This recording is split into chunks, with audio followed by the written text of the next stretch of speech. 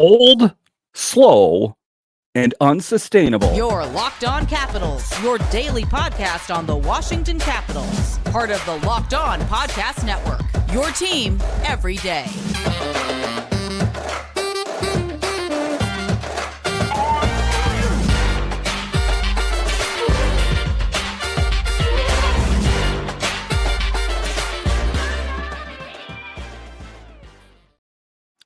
Well, hello and welcome into this edition of Locked On Capitals.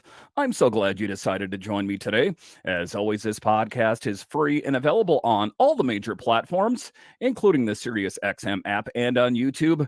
And I want to thank you for making this your first listen each and every day. My name is Dan Holme. You can find me on Twitter. It's at DanCaps218. You can find the show on Twitter. It's at Locked On Caps. And the best way that you can help grow the show is to subscribe to Locked On Capitals on YouTube and comment anything down below. I would love to talk Capitals hockey with you one-on-one, and we can do that on subtext. Just check the show description for more details. Today's episode is brought to you by Game Time. Download the Game Time app, create an account, and use code LOCKEDONNHL for $20 off your first purchase. So in this edition of Locked On Capitals, we talk about Oshie is getting close to returning. That is good news for the Capitals, as I think that his impact is noticeable when he's not in the lineup. We'll talk about that in the show. A little bit later, we will talk about who is the number one goalie for the Capitals. I know in title it is Darcy Kuemper because he's got the big contract, but ultimately for you, who is number one? And then we'll talk about what to expect tonight as the Capitals take on the Kings. But as I was preparing for this show, I had NHL Network television on, and it was NHL Tonight. I was watching it, and they were talking about the Capitals, and all three of them summarized the Capitals as they said, old, slow, and unsustainable. And what were they talking about in that show? What did they mean when they said old, slow, and unsustainable? Well, it's not really a surprise, the old part. It is the number two oldest team in all of the NHL roster-wise. So that comes as no surprise. Unsustainable, what they talked about was that the Capitals got lucky, getting some flashes of greatness from some of these young players, but you're not seeing it being sustainable.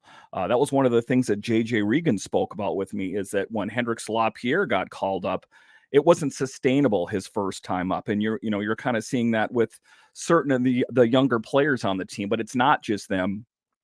And that's the hardest part: old, slow, and unsustainable. We know the slow part as well. Part of that is part and parcel of being an old team, right? So that makes sense as why they're old, slow, and unsustainable. But that's the stink that's going around in the NHL right now, is talking about the Capitals, despite the fact that they went on a heater and won 5 games in a row after being 1-3-1 to start the season. Old, slow, and unsustainable. It's kind of a ding, and it kind of made me upset. But certain things I couldn't really argue about. They talked about Alex Ovechkin. They had a roundtable if they thought that he was going to be able to catch Gretzky. It was 3 people on the panel. 2 of them thought no. So that is a bit worrisome. And ultimately, do we think that Ovi has what it takes? He's off to a slow start, much slower than a lot of people thought, I thought starting this season. I thought that Ovi would be the saving grace. He would have scored a hat trick by now, and would have just been humming along. But it is interesting that this team struggles when he's not doing well. So the Capitals tonight, that's what's key to turning this whole thing around, to change perceptions about this team, that it's not old, slow, and predictable. And it's going to be a tall task as we take a look at the NHL standings in the Metro in particular. You got the Rangers, you got Carolina, and the Flyers. Surprise, surprise, the Flyers are in it. This was a team that was in a rebuild, and no one saw them being a contender for years, and they still might fall off. I don't know. I mean, the Capitals were in second place at the Thanksgiving break, so anything's possible, but you got to give it up to the coaching staff there, that was able to turn it around. Despite what a lot of people think about the coaches and the players on this team, they're finding a way to win games, and that's the tough task. Are we going to be better? The Capitals, that is. Are they going to be better than the Rangers, the Hurricanes, the Flyers, that kind of thing? But taking a look at the game tonight, changing perception starts tonight. Abe Kubel out. Abe Kubel in and Lapierre out. I think they are looking for a physical presence out there. I think that they want to have a bit more of a deterrent, and he brings that. Also, you take a look at Lapierre. I don't think that it was really a knock on him. I just think that they're looking for shaking things up and seeing what works. So it's Abe Kubel in this game. Tomorrow it could be Lapierre. We don't know. Talking about taking on the Kings tonight, played a team low 9:04 of ice time against the Sharks. Lapierre's line also struggled at 5-on-5. So that's what it's talking about in the game tonight. Why Lapierre's out. He played not a lot of minutes, 9:04, and his line struggled 5-on-5. That's one of the things that the Capitals are struggling on. It's not just the PP. It's not recently the PK. They are having a hard time scoring with even 5 guys on ice. It is a difficult thing, and it's hard to explain ultimately why they're not getting that production. Lindgren gets the start between the pipes. I like that. I think that Charlie between the net there, that puts the Capitals in the best position to win. Make no mistake about it. But the power play, it's something that needs to be addressed. And, at some point you have to be not all bark and no bite. There needs to be a little bit of bite to that bark. Spencer Carberry said that, we're going to address it. We're going to fix it. As it stands right now, the power play is 0 for 31 over the last 11 games. How do we fix it? I hear people on Twitter, I hear it on YouTube, I hear people saying, well, it showed improvement. It may have shown marginal improvement. And, he made that statement just a couple days ago, but we've been talking about the power play for pretty much the duration of this season. For me, seeing is believing. It's the sight test. What did I see? Did they score on the power play? Then I'm going to believe it. And being able to not just do it once, but with regularity, the PK as well. That was one of the strong suits for the Capitals, the PK, but that has slipped and has given up a power play goal in 3 straight games. This is not doing a lot to fend off the naysayers around the NHL that are here to talk smack about this team. They've got to find a way to turn it around. But the Capitals, it's not for a lack of trying. They're trying to do it. They're getting shots on net, but they're not necessarily high quality shots. The Capitals need better, more high quality shots. And I know that it's kind of thought out there. I've heard Alan May talk about it. It's just, and it's part of it is just get enough shots on net and good things will happen. Yes, potentially. But what have we noticed thus far is the Capitals have struggled to win any game by any kind of margin. It's always just kind of an eked out victory. So that is what we're looking for. The Caps' lack of scoring is especially frustrating, being as that they hired a skills coach. Yeah, that was one of the things, we're going to hire a skills coach. We know Kenny McCudden. He had a history with the Blue Jackets, and that, we have a skills coach here. Again, I'm not trying to throw shade at Kenny McCudden, but how's that skill working thus far? It seems like something that has eluded the Capitals thus far. Getting the offense going against the Kings tonight will be a tall order, but this is the litmus test. This is what I'm up for as Capitals fans. This is what you should be up for. I don't want to hear about the Capitals, beating a lowly team like the Columbus Blue Jackets, or say they found a way to beat the Sharks. Even though they didn't do that, I want the Capitals to beat teams that are big opponents on the big stage, and it doesn't get any bigger than trying to take down the Kings in the City of Angels. That starts here shortly tonight. Like talking about, they rank last, the Kings that is, rank last in goals against per game, 2.37, and are the 6th best team in the league. So, everything that we've heard about, that things are changing. We're going to change the lineup. We're going to change the forwards. We're going to change the blue line. Okay, that's good. How is that going to translate on the ice? Is it going to be a W or is it going to be an L? That's all I really care about. Anything else is just, it was close, or, we showed improvement. It's not about that. They need to turn this team around, or as it stands right now, they're kind of on the outside looking in at the quarter part of the season that's already gone by. Matthew Phillips will be in to show what he can do. Again, all things considered, he didn't find the back of the net, but he was generating chances. And, that's part of, kind of looking at the depth of statistics, not necessarily goals, assists, that kind of thing, but he's generating chances. For me, I would like to see him generate those chances into goals or assists. Let's see what he can do tonight. But as we take a look at the lines tonight, at least earlier, it's on the top line, Ovi, Strome, and Wilson. I like that. Milano, Connor McMichael, and Anthony Mantha. Third line, Phillips, Kuzi, Protus. Fourth line, Malenstein, Dowd, and Abe Kubel. I do like that fourth line with a lot of grit. I got to grit my teeth when I say that. Beck Malenstein and Abe Kubel and Nick Dowd is no slouch either. So just looking at that fourth line just kind of really stands out at me as kind of something the Capitals could build on. And I think that if they could take even the big names on the team, maybe even Alex Ovechkin, maybe, Tom Wilson, some of the bigger names on the team, maybe they could take a look at some of those guys working in the bottom six there, what I call the blue collar work boots line. I think they could learn something from that. As far as the D pairings are concerned, Martin Feravari and John Carlson on the Rasmus and Dean and TVR on the second, and Joel Edmondson and Nick Jensen on the third pairing. I like it. I don't really have much of a gripe about the defense. I think that it's something that could, the total package needs to get worked on. But all things considered, I kind of like the defense. It's not perfect, but it is a work in progress. Let's see what this Capitals team can do tonight against a big opponent like the LA Kings. All right, so coming up here after the break, there is good news for the Capitals as TJ Oshie is edging closer and closer to returning. When can we expect to see Osh? We'll talk about that. It's coming up.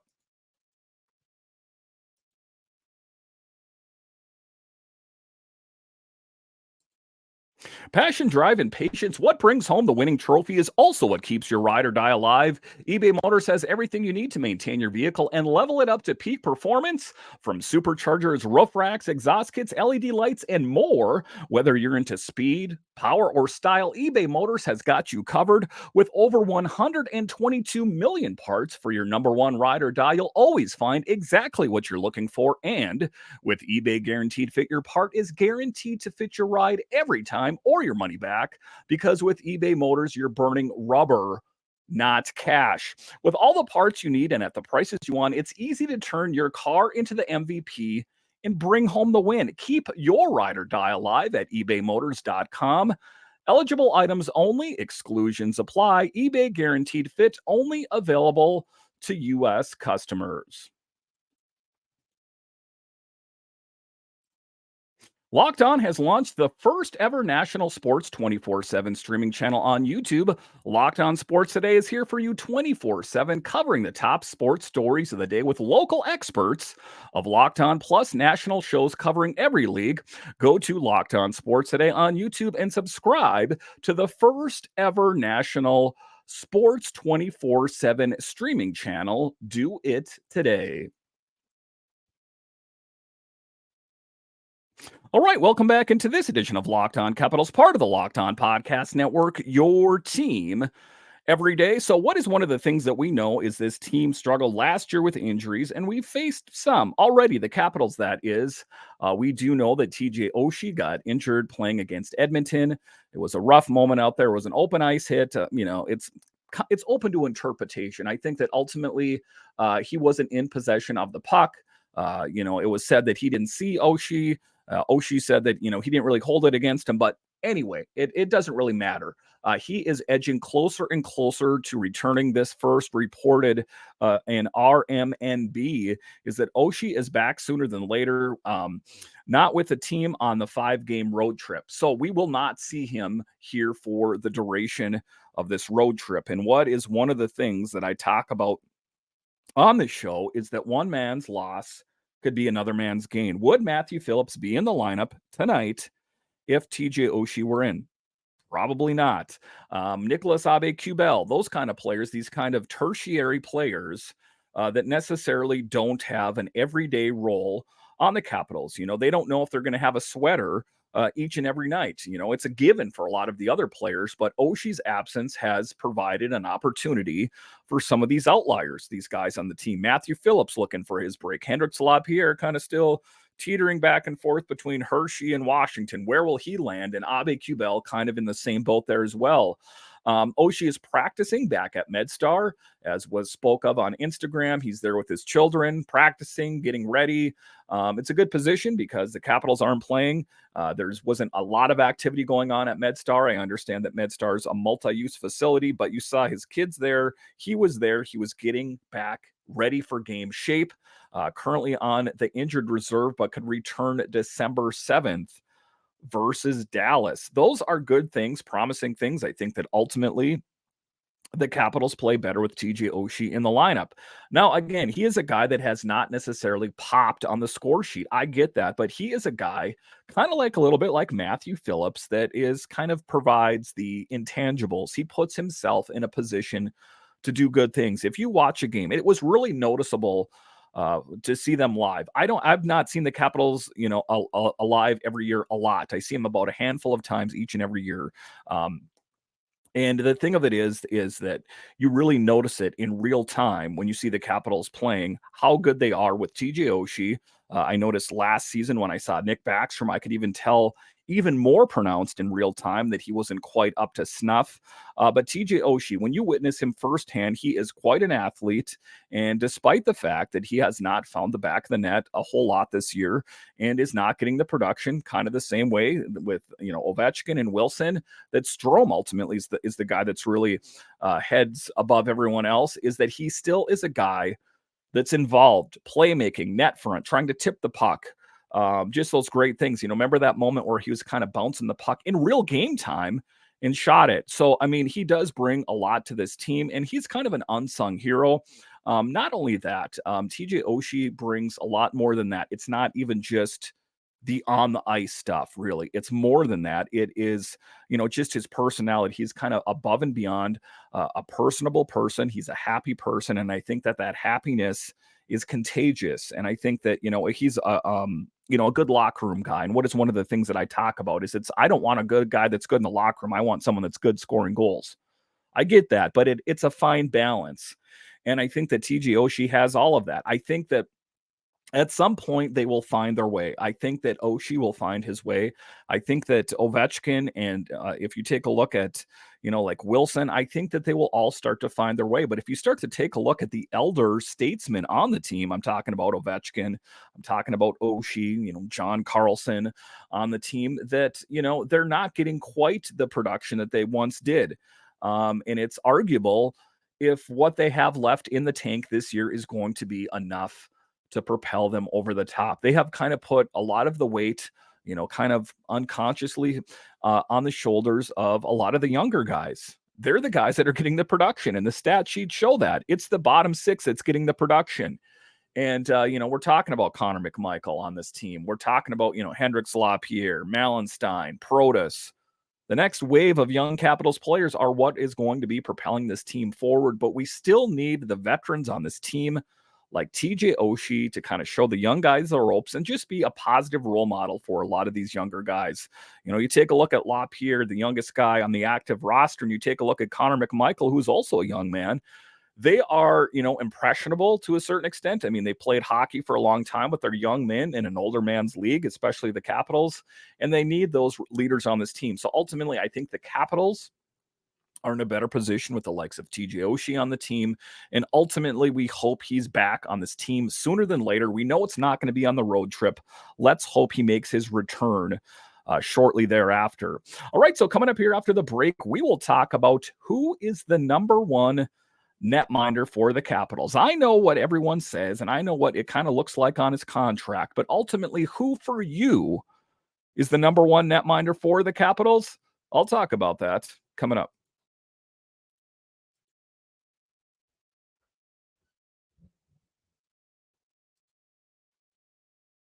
You shouldn't have to worry when you're buying tickets to your next big event. Game Time is the fast and easy way to buy tickets for all the sports, and theater events near you, with killer last-minute deals, all in prices, views from your seat, and their best price guarantee. Game Time takes the guesswork out of buying tickets. And what's one of the stressful things is that one of your favorite band comes to town or your favorite sports team's playing, and you're stressed out because you can't find tickets.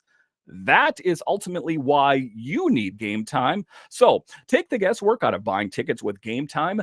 Download the Game Time app, create an account, and use code locked on NHL for $20 off your first purchase.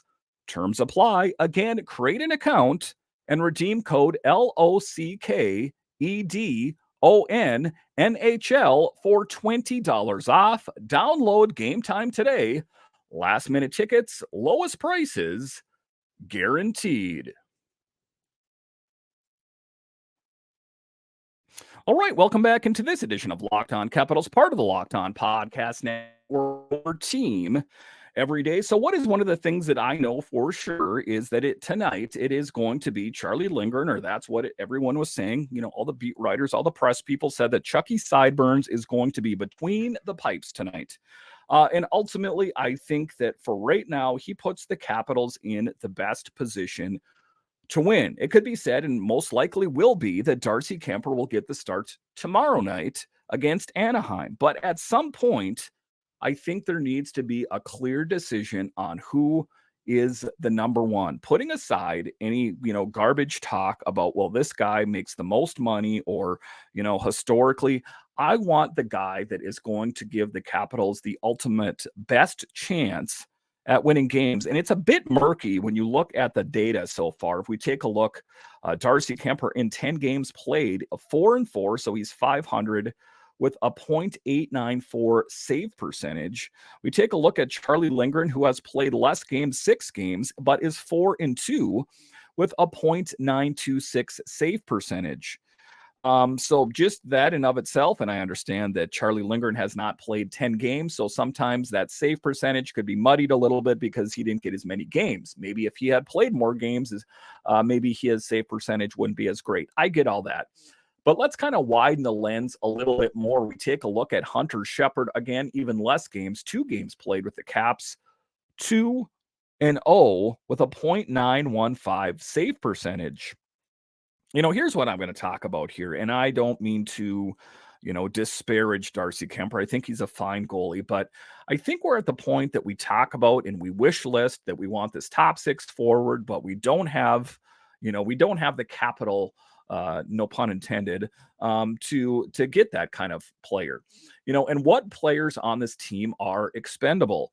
What is one of the things the Capitals have in spades is net minding throughout the organization. Also, Clay Stevenson, if you guys don't pay attention to the Hershey Bears, is just absolutely destroying it for the Bears. Is it possible? It's something to ponder here, and we're just, we're spitballing here, just taking it and throwing it at the wall and see what sticks here. Is there an expendable goalie for you as a Capitals fan right now? Is there an expendable Capitals netminder that you would be willing to part with if it meant, part of a package, or maybe in and of himself, an upgrade to that top 6 that we've always heard about? And for you, hit me up on Twitter at DanCaps218 or at Locked On Caps or YouTube, wherever you normally contact me, and let me know if there is an expendable goalie on the Capitals. Who is it for you? Me, I mean, if I'm gonna make, a knee-jerk gun to the head reaction, I'm gonna say Darcy Kemper. And I say that because he still probably holds a decent amount of value. But I would have absolutely no problem right now if the Capitals rolled with Charlie Lindgren and Hunter Shepard, with Clay Stevenson being the number 3. Absolutely no problem. And, you can argue about, Darcy Kemper, the last time he got injured, it wasn't his fault, and this and that. As long as Darcy Kemper, and if you're a longtime fan of the show, I've talked about that Darcy Kemper is prone to being bit by the injury bug. Whether it's his fault, it's not his fault. The analytics, let's dig into analytics a little bit here. He struggles with high danger shots. That's one of his things where Charlie Lindgren and Hunter Shepard excel on those kind of things. And he also struggles with, a lot of other things, is sometimes, shots from great distance, that, Charlie Lindgren and Hunter Shepard are a little bit more dialed in. Again, the analytics, the data is a little bit muddied because they haven't played as many games this year as Darcy Kemper has. Again, Darcy with 10 games, Charlie 6, and Hunter Shepard 2. But everything that I've seen from Hunter Shepard, for example, is I think that he would be lights out. Is he going to win every game that he's playing? Absolutely not. But I think that he would be a viable option as a number 2, Charlie Lindgren, okay, and I know right now what everyone's going to say, Dan. Do you remember what happened last December when he was really good and kind of fell off? Okay, we can't live our life in the rear view. That was a snapshot of 1 year. We can't, how would you like if I held what you did 1 month crazy in your life against you forever? Hey, you listening to this show out there, remember last January when you were just a mess? Are you going to be a mess this January? So I think it's important not to rubber stamp and carbon copy everyone is going to be the same player. I think that Charlie Lindgren and Hunter Shepard would make an excellent 1-2 combo with Clay Stevenson being the number 3. That's where I'm at. I think that I'm not actively looking to trade Darcy Kemper, but this team is stymied as far as goal scoring is concerned. We want an upgrade. We say, we always hear that we don't have the right players to facilitate this big kind of trade. I think we do. We just need to widen the lens, wipe the Vaseline off of it, and take a look at it honestly to see how they can upgrade this team to make it better. Because right now they need an infusion. And I'm not, so sure that Max Pacioretty is going to be that infusion that the Capitals were looking for. Another older player that at one point in his life scored 30 goals. I need a little bit more assuredness. Once again, I want to thank you for joining me on this edition of Locked On Capitals. Puck drop is about 30 minutes from now. We are hoping for bigger and better things from the Capitals. Again, a good measuring stick for this team, a litmus test, if you will, is how they perform tonight against a big opponent in the City of Angels that has, a really great stats, on their side. They don't allow a lot of goals. The Capitals don't score a lot of goals. Can they find a way to overcome and just kind of, ride? It would be a great boost to morale. Make no mistake about it. That's ultimately what we're hoping for tonight. Locked On has launched the first ever national sports 24/7 streaming channel on YouTube. Locked On Sports Today is here for you 24/7. Go to Locked On Sports Today on YouTube and subscribe to the first ever national sports 24/7 streaming channel. Listen, once again, I want to thank you for joining me on this edition of Locked On Capitals, part of the Locked On Podcast Network, your team every day. My name is Dan Holme, and I'll talk to you again next time.